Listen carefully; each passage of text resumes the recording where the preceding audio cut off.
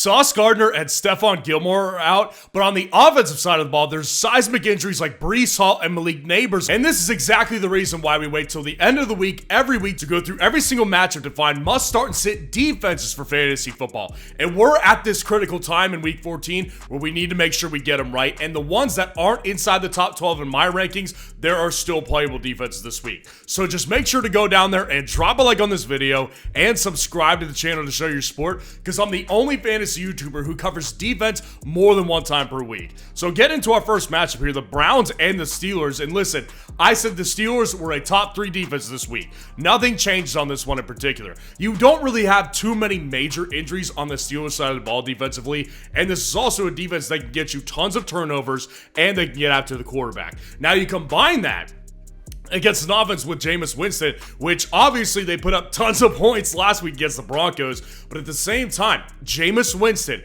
is always prone to throw interceptions. At least one per game is what you can count on here. And I don't think we should expect them to put up the same level of points they did last week, so you're going to end up with more than one turnover in all likelihood, and a couple sacks on Jameis Winston in a lower scoring game. The Steelers defense are a must start. And I think the Browns defense is definitely flexible. Listen, they're a playable defense for a couple reasons here. Number one, it's a divisional matchup. They had success against them the first time around. Now, the Browns defense is not exactly a prize. They've been dealing with their own injuries as well, especially in the secondary, but George Pickens did go down with an injury in practice on Friday to his hammy. So I don't think he's going to play. So that leaves the Steelers without their main and only good wide receiver in that room. It's Calvin Austin or it's going to bust in that wide receiver room. And I think the Browns are a definite playable defense this week. Not top tier, not a must-play defense, but absolutely 100% playable. The New Orleans Saints at the New York Giants here.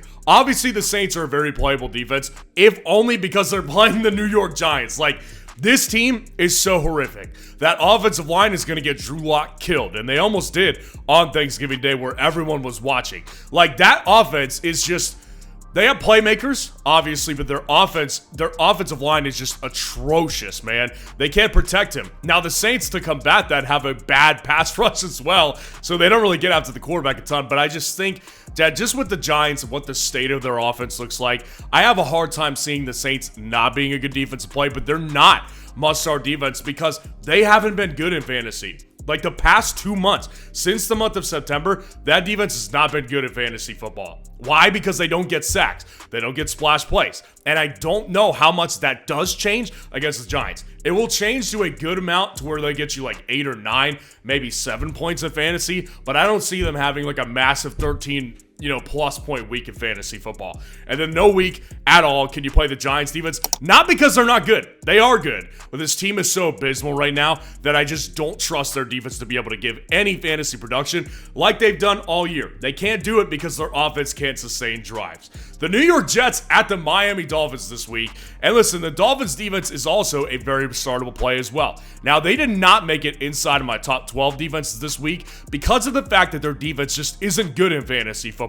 Like against this, like looking back to what I said against the Saints were good in the month of September, but since then they've been bad. The Dolphins all year, they've basically been giving you like one 10-point game or like one 12-point game. But outside of that, it's just been, mid to low end production. So their defense obviously doesn't get tons of sacks. They've got injuries at pass rusher. They're not going to be able to get after the quarterback very well. But again, you're combating that with a bad offensive line in New York. Their offensive line is horrific. They can't protect Aaron Rodgers. Tyron Smith is already out, but he even wasn't very good. So I just don't think that they'll have a big they won't struggle against the Jets to put up fantasy points as far as sacks goes and maybe even get a turnover or two.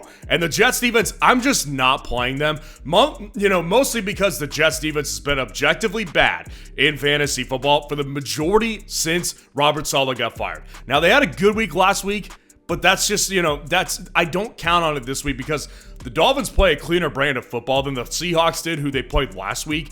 And I think it's in Miami. I think that the Dolphins here are going to have a really good game offensively. So I want nothing to do with the Jets defense, but I do think that the Dolphins defense is playable this week.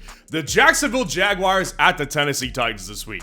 Tennessee is also playable. They did make it inside the top 12. And that's because they're playing the Jacksonville Jaguars with an XFL quarterback. Mac Jones does not belong in the NFL. I could go out there and throw better footballs than Mac Jones. Jones. It'd be great. Everybody would love it. Like, I think Mac Jones doesn't belong on an NFL field. And listen, the Tennessee Titans defense, like, I've said it all year. This is a really good real-life defense, but they've looked bad because their offense is sputtered and can't sustain drives, and their fantasy production is not there because they don't get big plays through interceptions, through sacks, through turnovers of any kind. But this week, I just have, again, a hard time seeing them not put up decent numbers at fantasy because of the Jacksonville Jaguars effect. Now, the Titans have plenty of injuries on their own side of the ball. Like, they've got front seven injuries. They've got L'Jarius Sneed, obviously, on IR. They do not have their top playmakers out there as a whole. But I just think that with their, the way that they are playing such a bad team, I've got to have the Titans as playable. And the Jags are just a horrifically run defense. And Will Levis is actually playing decent football. Like, I do think that he'll actually end up playing a good game here. And the Jags, I just never consider playable on defense. The Atlanta Falcons at the Minnesota Vikings this week. I had the Vikings defense at number 1 this week. They have not moved. The reason being is because I said it when I watched film on Kirk Cousins on an extensive level. This guy is crumbling before our eyes. He is throwing ducks, man. He had 4 picks last week and a couple of them were ducks. Like, this guy is actively losing his ability to play the game. And I don't think that changes this week. Against a really good defense that's turnover happy and they get after the quarterback, I think it's a bad day for Kirk Cousins. And I think that the Vikings have a great fantasy day. Whereas with the Falcons defense, their defense already sucks. And the Vikings are actually kind of playing cleaner football a little bit. And they can obviously put up tons of points here. So with the Falcons defense, I don't see a saving grace for me to play them this week. There's just not a way that I'm going to play their defense this week. The Carolina Panthers at the Philadelphia Eagles this week. And listen, Philadelphia is a must start. Like, they're a top 3 defense for me this week. And it's just unfortunate for the Panthers, to be honest with you. Like, it really is. Because they've been playing better football. I've been saying this.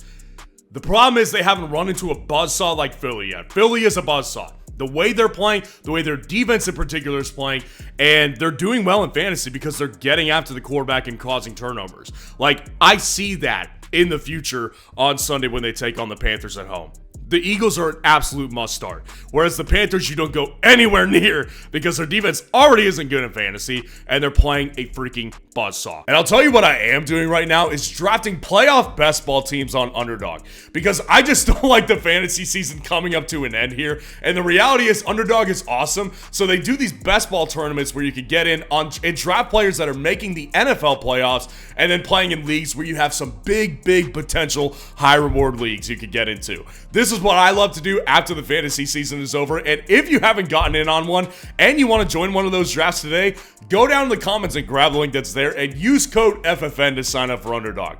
They will match your first deposit 50% up to $1,000 in bonus cash when you get into your first playoff best ball tournament using code FFN.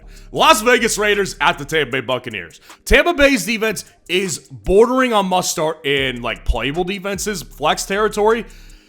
I opted to go with them as a must-start defense because I say this frequently. What keeps me roped in with the Bucs defense in particular is that Todd Bowles is a defensive coach. And they have had a couple games this year where they've had really high-level fantasy production, like 17-point game, 16-point game here. Like, they can do well in fantasy, but it just takes the right opponent and the right card to hit, right? And I do think that this is the card that you want to play this week versus the Raiders. Their offense is the worst turnover differential in the league. The Raiders have. And I just think ultimately, with Jacoby Myers potentially not going, their running back room's a disgrace. Their quarterback room is a disaster. I don't see how the Bucs don't put up a good game in fantasy. And the Raiders defense has been the biggest disappointment ever this year. I don't even want to talk about them. You do not play them this week. The Seattle Seahawks at the Arizona Cardinals.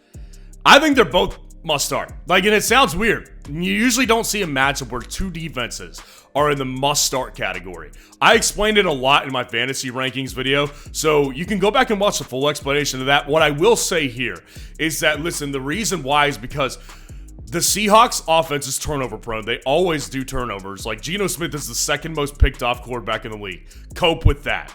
And I just think that with Arizona, their offense is so streaky. And Seattle's defense lately, they're playing good football in fantasy. So I see a lower scoring divisional matchup here where maybe there's a turnover from, a couple turnovers that Seattle gives to Arizona. And Arizona just doesn't put up many points. Either way, I think this is a matchup here where both defenses end up doing pretty well in fantasy football. The Chicago Bears at the San Francisco 49ers this week. I think that Chicago and San Francisco are playable defenses. Now, the Bears did make it inside the top 12, and I said it in the video. It's a shot call. I do think the Bears are going to win this game, and I think that the 49ers are going to struggle again with turnovers and with points because their offense is in shambles. It's the year from hell for the San Francisco 49ers. Yes, they've got Brock Purdy, but the guy has been turnover prone this year. They also don't have a healthy Debo. He looks bad this year. They've got Juwan Jennings, and cross your fingers on maybe a Debo play, but you've basically got Isaac Guerrero like leading the charge on this team. I just think it's not a good matchup for the 49ers offense. The Bears defense has been really good all year against the pass, and I do think that, if they can stop the run at least a little bit, the Bears defense may put up a good fantasy performance because they can get some turnovers from Brock Purdy.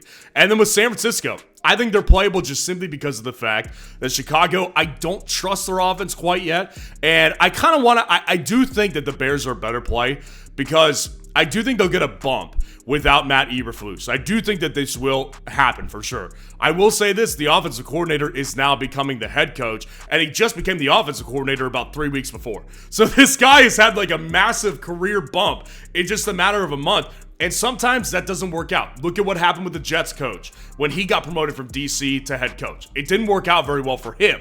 So I just ultimately think the 49ers are probably a decent play because they have personnel that is good and they've done okay in fantasy for the majority of the year.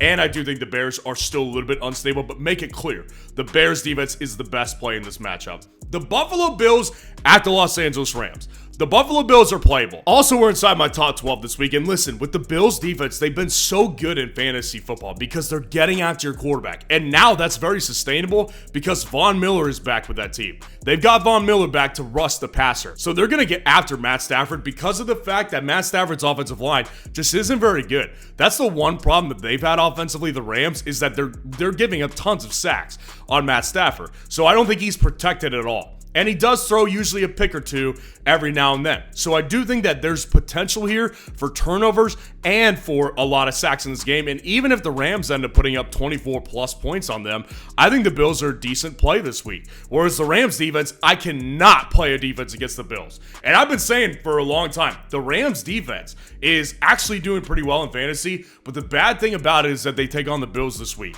I don't think the Bills are anyone to mess with. They're like the Eagles right now. They're red hot, but they're in the AFC. You want to stay out of the way if you're playing fantasy defenses when you're talking about the Buffalo Bills. The Los Angeles Chargers at the Kansas City Chiefs is our Sunday night matchup here. And I think the Chargers are a must start. The reason being, because I don't see this one having a ton of points attached. The Chargers have been dragging opponents every week to low-scoring matchups this year. They even did it the first time against the Chiefs. Like, they will drag them into a dirty, disgusting football game.